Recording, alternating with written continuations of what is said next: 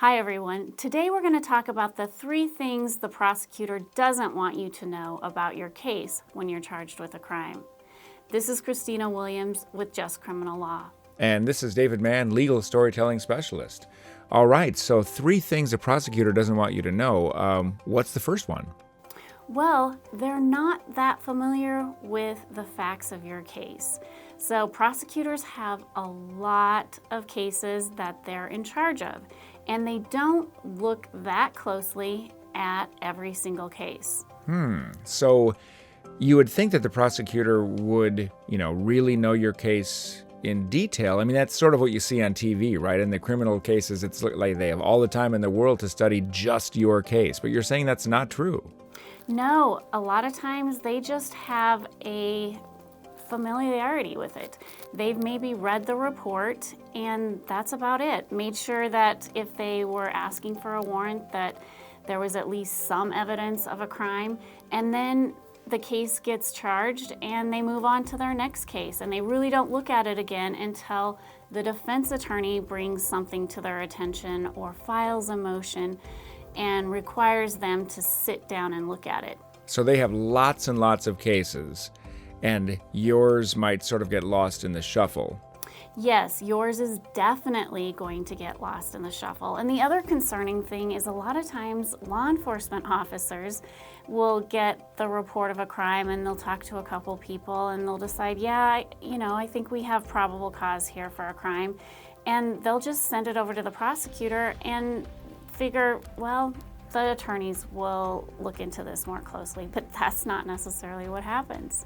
Yeah, and the client, the defendant, really gets sort of the short end of that, because they might end up with a really bad sentence or fine or something when they could have gotten around it if the prosecutor had been more attentive and the defense attorney had been more attentive, right?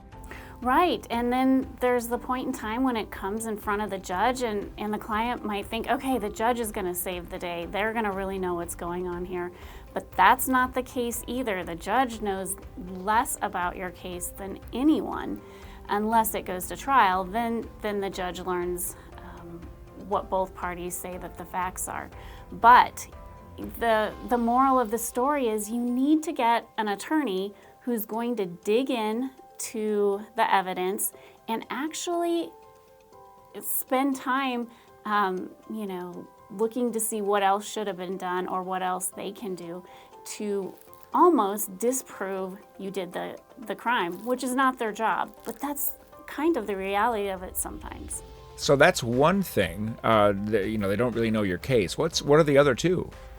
Well, the other thing that a lot of times happens in these cases is they're having a hard time getting the witnesses to show up or talk to them. So a lot of times they rely on testimony for evidence as to what happened, or testimony in order to get say a piece of evidence, a concrete piece of evidence into the record. And if they can't come up with these witnesses, then they can't prove their case. So they aren't going to let me know that, hey, we're having a hard time locating some of these people to prove our case. They'll just kind of let things flow along as they will and hope to get the client to plead guilty to something. Wow, that really is surprising. So not only do they not know your case maybe all that well, they maybe can't even get the witnesses that they're saying. In other words, they're sort of bluffing on that. So what is the third one? Well, the third one is that they a lot of times will give an initial plea deal, and it's, what they would hope to get. And they're really willing to come way off of that offer and give you a much better deal.